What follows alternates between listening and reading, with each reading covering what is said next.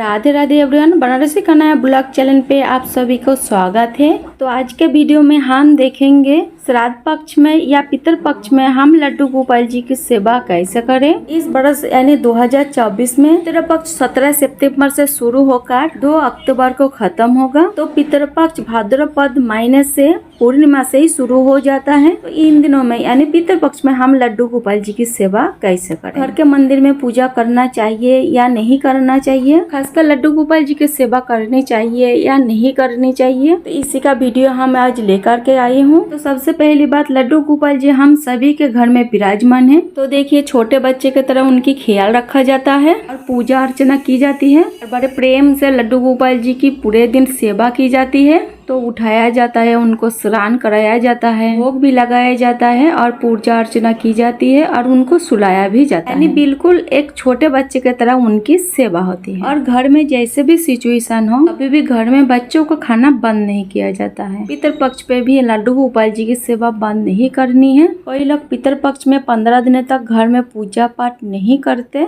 अगर आपके घर में ऐसा कोई नियम है तो आप फॉलो कर सकती हैं, क्योंकि पितर पक्ष आपके खुद की है। सबकी अपने अपने पितर होती है। जो भी आपके घर में नियम फॉलो की जाती है आप उनको फॉलो कर सकती है। तो उस नियमों का तोड़ने का कोशिश मत कीजिएगा, क्योंकि पितर पक्ष जो होता है अपने अपने घरों का सबके अलग अलग होते हैं। क्योंकि घर का जो नियम होता है वो सर्वश्रेष्ठ होता है। तो जो घर के नियम हैं, जो हमारे घर के बड़े बुजुर्ग नियमों का पालन करते आए हैं, तो वो नियम हमें हमेशा फॉलो करनी चाहिए और उन नियमों का आपको पालन भी करना चाहिए। और अगर आपके घर में ऐसा कोई नियम नहीं है या घर का कोई नियम नहीं होता है, शास्त्र में भी ऐसा कोई नियम नहीं है, जो आप पूजा पाठ नहीं कर सकती या लड्डू गोपाल जी की सेवा नहीं कर सकती, तो पूजा कैसे करनी है। तो सबसे पहले अगर आप लड्डू गोपाल जी को सुलाती हैं, तो सुबह हम ताली या घंटी बजा के हम लड्डू गोपाल जी को जगा लेंगे। बहुत ही प्रेम से हम लड्डू गोपाल जी को जगाएंगे। अगर आप लड्डू गोपाल जी को दूध पिलाती है तो दूध का भोग लगाएंगे, या फिर अगर जल पिलाती है तो जल का भोग लगा दीजिए। उसके बाद थोड़ी देर के लिए लड्डू गोपाल जी को बैठे रहने देंगे। यानी लड्डू गोपाल जी को सुबह जगाने के बाद तुरंत हमें स्नान नहीं कराना है। बाकी क्या, पूजा का बर्तन साफ कर सकती है, मंदिर साफ कर सकते हैं। उसके बाद आप लड्डू गोपाल जी को स्नान करा सकती है।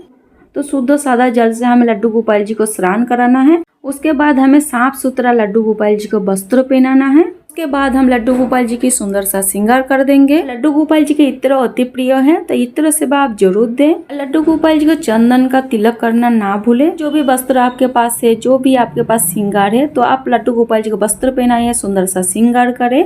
उसके बाद उनको आप सिंहासन में विराजमान कर दीजिए। और जो भी वस्त्र आप लड्डू गोपाल जी के उतारे हैं वो धो भी सकते हैं, या गंगा जल छिड़क के भी आप दूसरे बार पहना सकते हैं। इसके बाद हम लड्डू गोपाल जी को अपने सिंहासन में विराजमान कर देंगे और उनकी हम पूजा अर्चना करेंगे। देखिए, पितर पक्ष में पूजा करने में कोई भी दिक्कत नहीं है। आपके घर में जिस प्रकार से पूजा अर्चना होती आ रही है, जिस प्रकार से आप करती हो, ठीक उसी प्रकार से आप पूजा कर सकती हैं। और लड्डू गोपाल जी की भी उसी प्रकार आप सेवा कर सकती हैं। तो देखिए, मैंने यहाँ पे लड्डू गोपाल जी को अपने सिंहासन में विराजमान कर दिए हैं। इसके बाद हम लड्डू गोपाल जी की पूजा आरती करेंगे, भोग समर्पित करेंगे, जैसे हम रोजाना करते हैं। जैसे हम पहले लड्डू गोपाल जी की सेवा करते थे, उसी प्रकार से लड्डू गोपाल जी को पितर पक्ष में भी सेवा करनी है। और श्राद्ध पक्ष में यानी पितर पक्ष में कोई भी नया कार्य शुरू नहीं किया जाता है, कोई भी शुभ कार्य नहीं की जाती है। जैसे विवाह आदि नहीं किए जाते हैं, गृह प्रवेश भी नहीं किया जाता है, घर में कोई नया चीज लेके नहीं आते हैं और कोई भी नया कार्य शुरू नहीं करते। जो भी कार्य आप पहले से करते आ रहे हैं, यानी पहले से अगर कोई व्रत आप करते आ रहे हैं,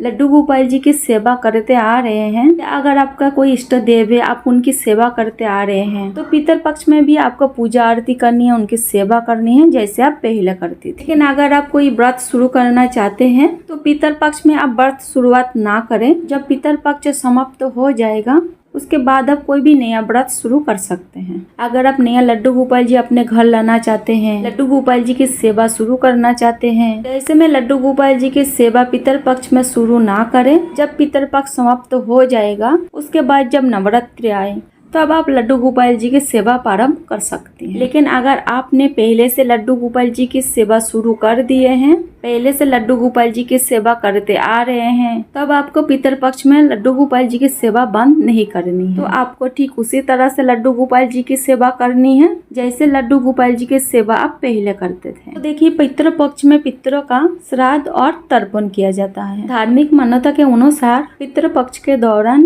पितृ संबंधी कार्य करने से पितरों को मोक्ष की प्राप्ति होती है। 17 सितंबर 2024 को श्राद्ध दान पूर्णिमा लगते ही पितृपक्ष शुरू हो जाएंगे। और हमें पितृपक्ष में क्या नहीं करना चाहिए और कौन सा नियम है जो हमें फॉलो करनी चाहिए। जो नियम है बहुत सिंपल सा है, आपको डरने का आवश्यकता नहीं है। 15 दिन तक जिनको आप फॉलो कर सकते हैं। बहुत ही पुराना समय तक चले आ रहा है। कौवा को रोटी खिलाने का शास्त्र में बहुत बड़ा विधान है। कौवा के रूप में ही हमारे पितृ आते हैं। साथ में जो सबसे बड़ा मान्यता है वो कौवा का ही है। 15 दिन तक कौवा को आप सुबह रोटी डाले और श्राद्ध पक्ष में आप लहसुन, प्याज, मांस, मदिरा आदि का सेवन बिल्कुल ना करें। अगर आपके घर में प्याज लहसुन का खाना बनता है तो आप अलग से खाना बना के पितरों को आप खिला सकते हैं। आप खाना बना के छत पे रख सकते हैं और अगर आपके आसपास कोई खाली जगह है तो वहाँ पे भी आप रख सकते हैं। और अगर आपको हम दिशा बताऊं, पितरों को जो कार्य करने का दिशा होती है वो दक्षिण की तरफ होती है। कोई कार्य अगर पितरों के लिए आप करेंगे तो आपका मुख दक्षिण की तरफ होना चाहिए, तब वो कार्य आप कर सकते हैं। आप पितरों को डेली आप याद करें, उनको आप प्रणाम करें, जिससे आपका पितृ प्रसन्न रहे और उनसे क्षमा याचना करना। हमसे अगर कोई भी भूल चूक हो तो हमें आप माफ करना। तो पहले ही आपको बताया जो कोई भी खरीदारी नहीं करना है। अगर खरीदना है तो पितरों के लिए आप खरीद सकती हैं। पितर पक्ष में कोई भी मांगलिक कार्य नहीं की जाती है। और पूजा की बात करें तो आप अपने मंदिर में डेली पूजा आरती आप कर सकती हैं। तुलसी में भी जल समर्पित कर सकती हैं और सूर्य भगवान को भी आप अर्घ दे सकते हैं। तो रोजाना की पूजा में कोई दिक्कत नहीं है। तो हमें कोई भी बड़ा पूजा का आयोजन नहीं करना है, क्योंकि भगवान का पूजन करने से हमारे पितरों को तृप्ति मिलते हैं। आप दान करने के लिए कोई भी नया वस्त्र आप खरीद सकते हैं, लेकिन आप अपने लिए कोई भी नया वस्त्र नहीं खरीद सकते हैं। आप श्राद्ध पक्ष में एक ब्राह्मण को भोजन आप जरूर कराएं। अगर आप घर पे बुला के भोजन नहीं करा सकते हैं तो आप चाल, दाल, आटा, वस्त्र, फल, मिठाई, कोई भी चीज आप उनकी अपने सामर्थ्य अनुसार आप दान कर सकते और उसमें कुछ दक्षिणा आप जरूर रखें। तो इस तरह से आप लड्डू गोपाल जी की सेवा पितृपक्ष में आप कर सकती हैं। अगर आपको वीडियो अच्छा लगा, वीडियो में दिए गया जानकारी आपको अच्छा लगा तो वीडियो को प्लीज लाइक जरूर करें और सरल पूजा विधि वीडियो देखने के लिए मेरे चैनल को सब्सक्राइब करें। मिलते हैं फिर किसी और वीडियो के साथ, तब तक के लिए राधे राधे, जय श्री कृष्ण।